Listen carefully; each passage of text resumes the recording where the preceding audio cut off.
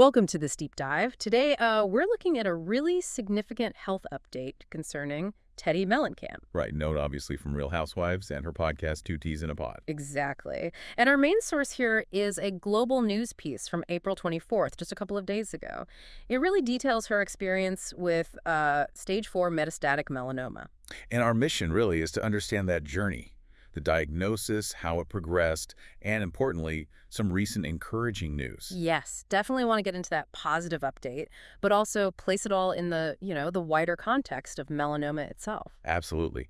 Looking at her experience helps us understand the disease better, the importance of detection, and how treatments are evolving. It's a personal story with broader implications. Okay, so let's unpack this. If we go back to 2022, that's when Teddy first shared her initial melanoma diagnosis. It was stage 2 at that point. Stage 2, right.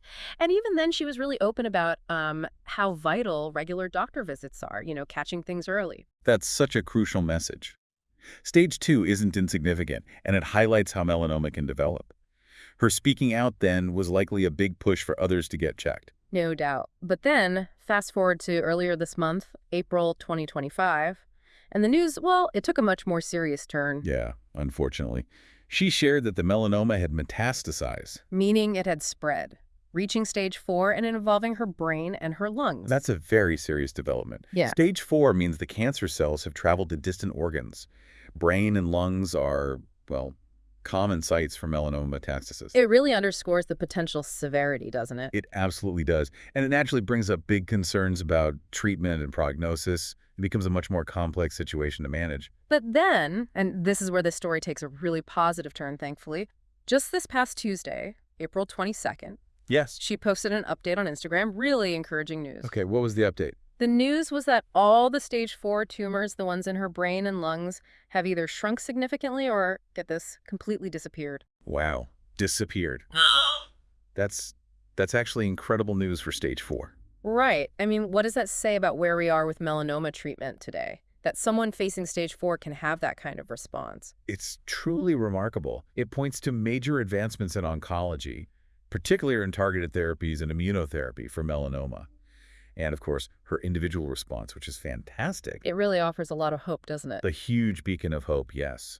Especially given how challenging that diagnosis must have been initially. And she also shared a bit about her ongoing treatment. She's still doing immunotherapy. That's right. About 6 more weeks planned, according to the article. And her doctors sound optimistic. She quoted them saying, "They believe I will be healed if everything stays on course." That's a very strong, positive statement from her medical team. Immunotherapy, using the body's own immune system to fight the cancer. It's been a game changer for advanced melanoma.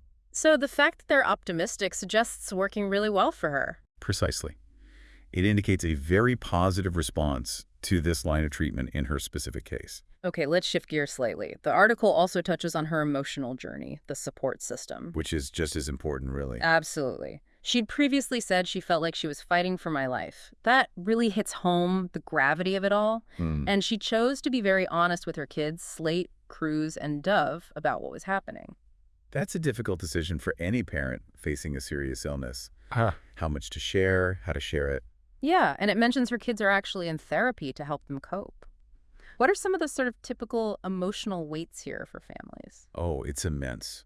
Beyond the physical illness, you have fear, anxiety, deep uncertainty. It impacts the entire family dynamic. Her openness and getting support for the children shows a real commitment to navigating it together. And you see that family bond so clearly with her father, John Mellencamp. Yeah, the article highlights that connection.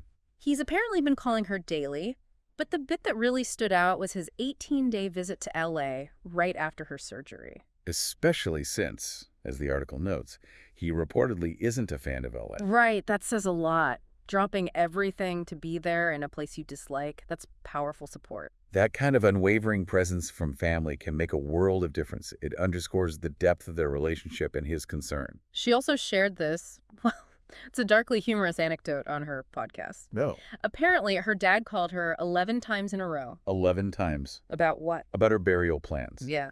He wanted her in the family mausoleum in Indiana. Wow, that's indirect, especially while she's actively fighting. Totally. And Yeah. she joked back, saying she wanted "Hot Girls Never Die" on her tombstone. Uh-huh. Okay, that's quite the And she response. even started thinking about where her own kids might eventually want to be buried. It's heavy stuff, but handled with this, like, unexpected levity. It really shows the complex emotional terrain, doesn't it? Having to confront those practical, end-of-life things, even amidst treatment. Her using humor. It speaks volumes about her resilience, her spirit. Yeah. And this all came about, of course, after they first found the tumors. Right, let's trace that back. The article reminds us the stage 4 diagnosis really solidified after she was hospitalized back in February. February 2025, yeah. For what she called severe and debilitating headaches. That's what triggered the scans. Exactly. A CT scan, then an MRI, and that's when they found multiple tumors on her brain. And she had surgery pretty much immediately for 2 of them. Yes, immediate surgery for 2, with a plan for radiation later for the smaller ones they couldn't get surgically. It just shows how suddenly things escalated. Those headaches were the warning sign that something serious was happening. Definitely underscores the importance of listening to your body and getting things checked out promptly. Absolutely. New or severe symptoms always warrant medical attention. So her incredible response to treatment really highlights the progress we've made, which kind of brings us to melanoma itself. Let's zoom out. Good idea. Put it in context. The article cites Melanoma Canada and the WHO for some key facts. Right. It reminds us melanoma is a serious skin cancer, affects the melanocytes. Those are the pigment-producing cells.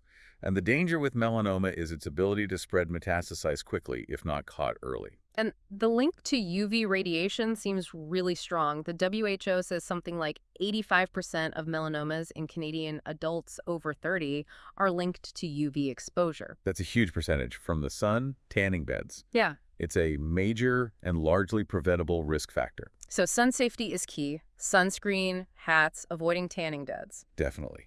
While genetics play a role, UV exposure is something we have a degree of control over. The article also notes it's one of the fastest growing cancers worldwide. And in Canada, cases have more than tripled in the last 30 years. That's a really concerning trend. Why do you think that is? Well, it's likely a mix of things. Better awareness leading to more diagnoses, perhaps changes in sun exposure habits over decades, an aging population. It all contributes. It really highlights the need for ongoing public health efforts, doesn't it? Prevention and detection. Precise. But on a more positive note, while melanoma can be deadly, over 1,300 Canadians die from it each year, the article says survival rates are high if it's caught early. And that brings us full circle back to Teddy's original message from 2022. Early detection is paramount. Absolutely. Finding it when it's localized just on the skin makes treatment far more successful. It really hammers home the importance of self-exams, regular dermatologist checks, and just paying attention to any changes on your skin. Don't ignore things. So as we wrap up this deep dive on Teddy Mellencamp's story, wow, it's quite a journey. It really is. You see the scary reality of melanoma progression, the seriousness of stage 4. But then you also see this incredible testament to modern treatments and, frankly, to hope. Yes. The progress in immunotherapy and targeted therapy offers real, tangible hope, where maybe there wasn't as much just a decade or 2 ago. And her sharing it all so openly. Yeah. It's vulnerable, but so important. It reinforces that message about detection, about vigilance. And it shows incredible strength navigating this very personal battle so publicly. It really leaves you thinking, doesn't it, about the leaps in cancer treatment, but also just the human side of it all, the fear, the fight, the family, the hope. It makes you consider both the science and the spirit involved in facing something like this.